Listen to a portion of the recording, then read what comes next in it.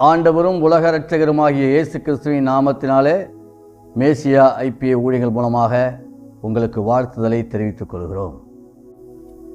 சுகமாயிருப்பீர்களாக. கர்த்தர் உங்களை மென்மேலும் பெருக பண்ணி இன்றைக்கு இருக்கிறதை பார்க்கிலும் 1000 மடங்கு பெருகும்படி கர்த்தர் உங்களுக்கு கிருபை செய்வாராக. நீங்கள் எல்லாரும் கோடா கோடியாய் பெருக வேண்டும். கடந்து போன நாட்களெல்லாம் கண்ணை இமை காக்கிறது போல காத்த தேவன் இந்த 9வது மாதத்திலேயும் தேவனாகிய கர்த்தருடைய சமூகத்தில் வரும்படி ஆண்டவர் நமக்கு கிருபை பாராட்டியிருக்கிறார். இந்த 9வது மாதத்தை முடிக்கிற வேளையிலே இந்த வருடத்தினுடைய 3/4 பகுதியை நாம் கடந்து போயிருப்போம். ஆகவே நாட்களும் நேரங்களும் மிக வேகமாக போய்கொண்டிருக்கிறது. இயேசு கிறிஸ்து சீக்கிரம் வரப்போகிறார். அவருடைய வருகை சீக்கிரமாக இருக்கிறபடினாலே நாம் ஆயத்தப்படுவோம், அநேகரை ஆயத்தப்படுத்துவோம். கர்த்தர் நம்மை கொண்டு பெரிய காரியங்களை செய்வாராக. ஆமென். உங்களுக்காக தொடர்ந்து ஜெபித்துக் கொண்டிருக்கிறோம். உங்களுடைய விண்ணப்பங்கள், உங்களுடைய தனிப்பட்ட தேவைகள் அனைத்தையும் கர்த்தர் நிறைவேற்றி உங்களை கர்த்தர் வாளாக்காமல் தலையாக்குவார், கீழாக்காமல் மேலாக்குவார், மென்மேலும் பெருக பண்ணுவார். வலதுபுறமும் இடதுபுறமும் இடங்கொண்டு பெருகுவீர்கள். ஓ, கர்த்தர் உங்களை கொண்டு பலத்த கிரியைகளை தேசத்திலேயும் ஒரு திருச்சபையிலையும் செய்வாராக. ஏசாயா தீர்க்கதரிசன புஸ்தகம் 27ஆம் அதிகாரம் 6ஆம் வசனம் இந்த மாதத்தினுடைய வாக்குத்தத்தமாக கர்த்தர் கொடுத்திருக்கிறார்.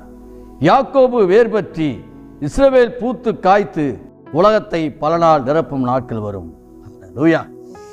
யாக்கோபு வேர் பற்றி இஸ்ரவேல் பூத்து காய்த்து உலகத்தை பல நாள் நிரப்பும் நாட்கள் வரும். இன்றைக்கு தேவ பிள்ளையே, கர்த்தர் உங்களை கொடுத்து தேவன் வைத்திருக்கிற அந்த திட்டம் என்னவென்று சொன்னால், நீங்கள் வேர்பற்ற வேண்டும், பூத்து காய்க்க வேண்டும், கனி கொடுக்க வேண்டும், உலகத்தை பல நாள் நிரப்ப வேண்டும் என்று ஆண்டவர் விரும்புகிறார்.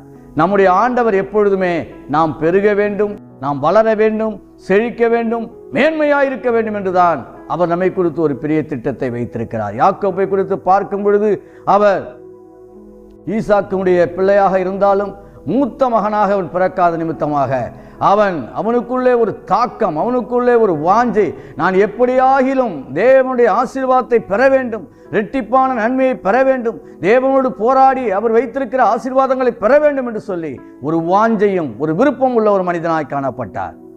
அதற்காக பல முயற்சிகளை செய்தார். ஆனால் தேவனாகிய கர்த்தர் அவரை பற்றி சொல்லும் பொழுது போராடி மேற்கொண்டான் என்று வேதம் சொல்லுகிறது. ஆகவே இந்த யாக்கோபு இந்த இஸ்ரவேல் கூட்டமாக மாறி தேசத்தை இன்றைக்கு நிரப்பிக் கொண்டிருக்கிறது. இஸ்ரவேலருக்கு இந்த இஸ்ரவேல் பலஸ்தீன தேசத்தில் முக்கியமான இடங்களாக இருந்தாலும் கூட அவளுக்கு ஒரு நாடு இல்லாமல் இருந்தது. இஸ்ரவேல் சந்ததிக்கு தனிப்பட்ட நாடு இல்லாமல் இருந்தது. அந்த நாடையெல்லாம் அவர்கள் விட்டு துரத்தப்பட்டு போன பொழுது 1948ஆம் வருடம் அந்த இஸ்ரேல் தேசமாக மறுபடியும் அத்திமரம் துளிர்க்க ஆரம்பித்து இன்றைக்கு இஸ்ரேல் தேசம் கம்பீரமாக பூமியை பல நாள் நிரப்புகிற நேரத்தில் இருக்கிறது. அதுபோல இன்றைக்கு உங்கள் வாழ்க்கையிலே பல்வேறுபட்ட நெருக்கங்கள், போராட்டங்கள், கண்ணீர், கவலையோடு நீங்கள் வாழ்ந்து கொண்டிருக்கலாம்.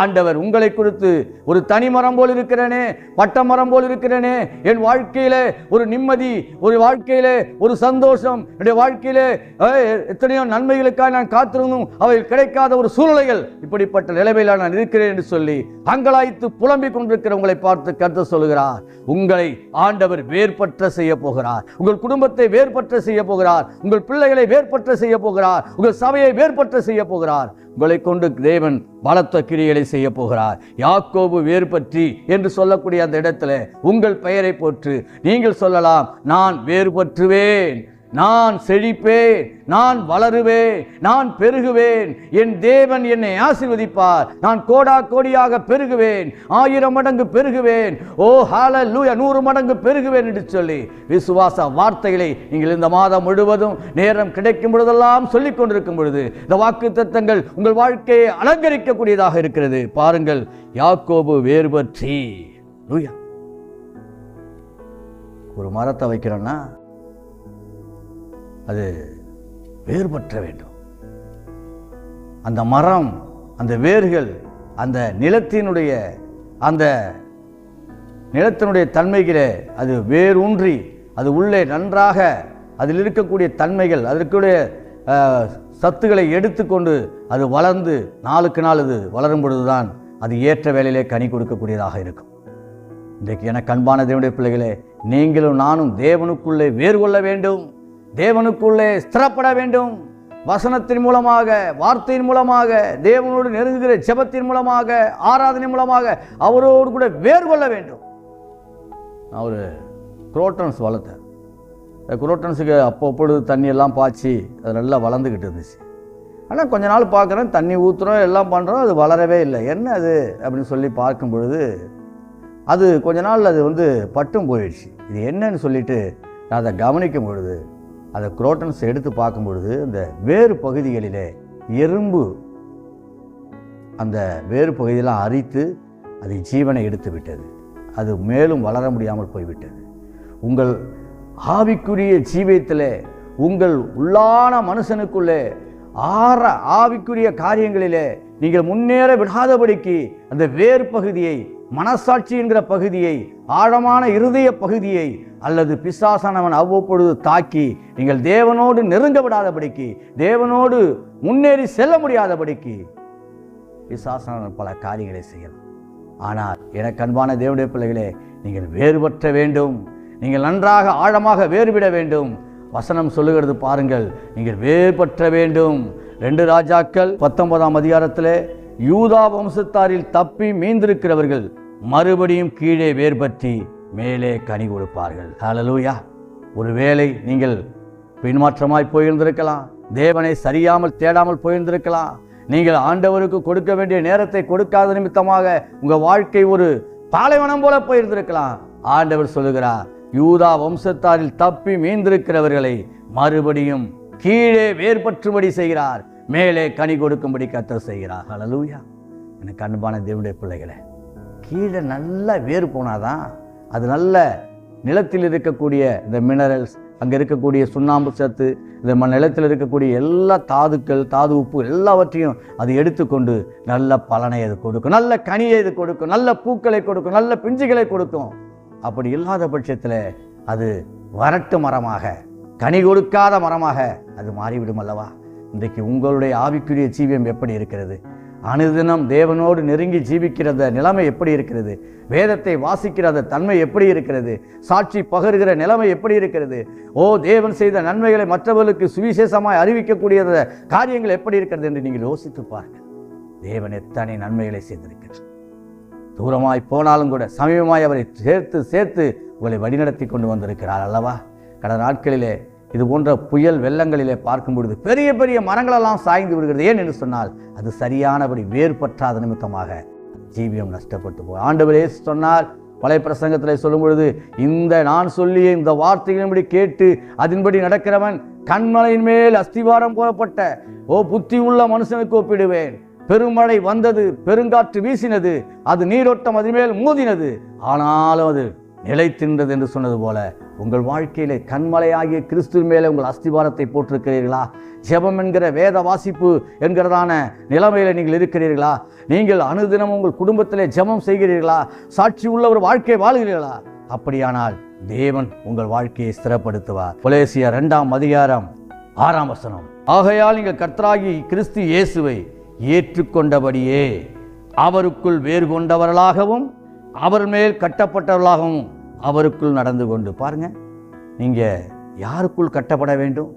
யாருக்குள் வேறு கொள்ள வேண்டும்? தேவ பிள்ளைகளாயிருக்கிற நாம், நம்முடைய வேர் எங்கே இருக்கிறது? நம்முடைய ஆதாரம் எங்கே இருக்கிறது? உலக பிரகாரமாக பொருளாதாரத்தில் இருக்கிறதா? அல்லது நீங்கள் படித்திருக்கிற படிப்பின் மேல் இருக்கிறதா? ஞானத்தின் மேல் இருக்கிறதா? அல்லது உங்களுக்கு இருக்கக்கூடிய பேக்ரவுண்ட் இதன் மேல் இருக்கிறதா? இல்லை. கர்த்தராகிய இயேசு கிறிஸ்து மேல் வேறு கொண்டவர்களாக, கிறிஸ்துவின் மேல் கட்டப்பட்டவர்களாக நீங்கள் இருக்கும் பொழுது தேசத்தை அசைக்கக்கூடிய, தேசத்திற்கு ஆசீர்வாதத்தை கொண்டு வரக்கூடிய ஒரு பிள்ளைகளாக கர்த்தர் உங்களை மாற்றுவார். எனக்கு அன்பான தேவனுடைய பிள்ளைகளே, உங்கள் வாழ்க்கையிலே நீங்கள் ஆண்டவருக்கென்று வேறு கொள்ள வேண்டும், கனி கொடுக்க வேண்டும், செழிக்க வேண்டும் என்பது தேவனுடைய சித்தமாக இருக்கிறது. யோசேப்பை குறித்து பார்க்கும் பொழுது அவர் எந்த விதமான தவறும் செய்யாதபடிக்கு அநியாயமாக 13 வருடங்கள் அவர் படாத பாடுபடுகிறார். சிறைச்சாலையின் அனுபவம், குழியின் அனுபவம், தள்ளப்பட்ட நெருக்கப்படுகிற அனுபவம், தாய் தகப்பனால் புறக்கணிக்கப்படுகிற நிலைமை, சகோதரர்களால் வெறுத்து ஒதுக்கப்பட்டு குழியிலே போடப்படுகிற நிலைமை, இப்படிப்பட்ட நிலைமையில எல்லாம் தாண்டி வரும்பொழுது சிறைச்சாலையில் இருக்கிறார். சிறைச்சாலையில் 2 பேர் ராஜாவுக்கு விரோதமாக தவறு செய்து விட்டார், ராஜாவை கொல்ல திட்டம் தீட்டினார் என்று சொல்லி 2 பேர் வந்திருக்கிறார். அதில் பானபாத்திரக்காரன் அவன் பாருங்க அங்கே இருக்கிறான். அவனுக்கு ஒரு சொப்பனம் வருது, 3 திராட்சை கொடிகள். இது போன்றதான இரவில் அந்த சொப்பனத்துக்கு என்ன அர்த்தம்னு சொல்லி கேட்கும் பொழுது 3 திராட்சை கொலைகிறது 3 நாள். 3 நாளில் ராஜா என்ன செய்வார்? உன்னை கூப்பிடுவார். உன்னை என்ன செய்வார்? உன்னை மறுபடியும் அவர் ஸ்தானத்தில் பானபாத்திரக்காரனாக ஏற்படுத்துவார் என்று சொல்லி, அதுபோலவே நீ அப்படி வாழ்வடைந்திருக்கும் பொழுது நீ நினைத்துக்கொள் என்று சொல்கிறார். ஆனால் அவன் நினைக்கவில்லை. இந்த துளிர்க்கின்ற ஒரு அனுபவம் அவனுக்குள்ளே அங்கே வருகிறது. அதை சொல்லக்கூடிய அபிஷேகத்தை யோசேப்புக்கு தேவன் கொடுக்கிறார். நீங்கள் வாசித்து பார்த்தீர்களால் ஆதியாகமம் 40:10 அதை நீங்கள் பார்க்கலாம்.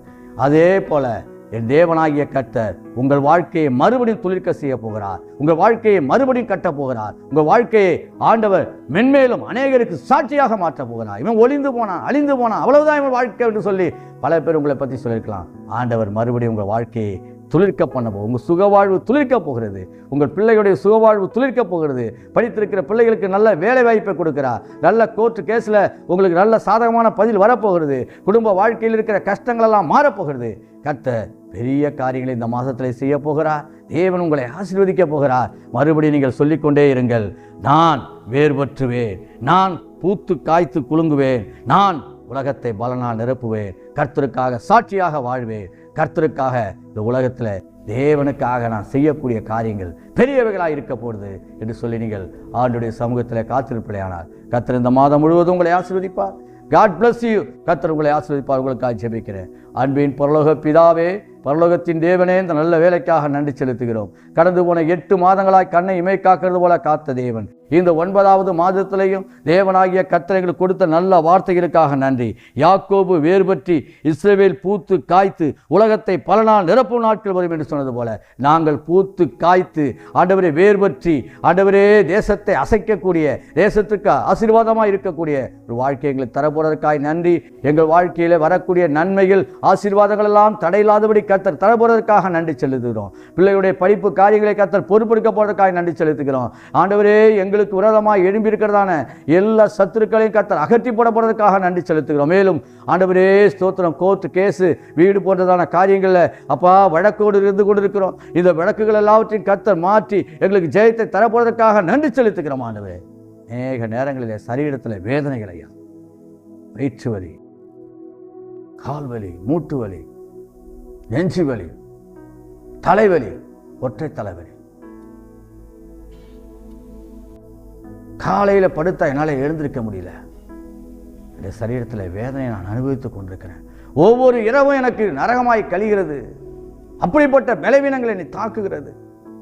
அதிகப்படியான சுகர், ஹை பிபி, இது போன்ற நிலைமைகளை நான் பாதிக்கப்பட்டு மிகுந்த வேதனையோடு இருக்கிறேன் என்று சொல்லி நீ ஒருவேளை கலங்கி கொண்டிருக்கலாம். கர்த்தர் பார்த்து சொல்கிறார், அதை எல்லா வியாதியையும் உன்னிலிருந்து விலக்குவேன், அப்பத்தையும் தண்ணீரையும் ஆசீர்வதிப்பேன், வியாதியை உன்னிலிருந்து விலக்குவேன் என்று கர்த்தர் சொல்கிறார்.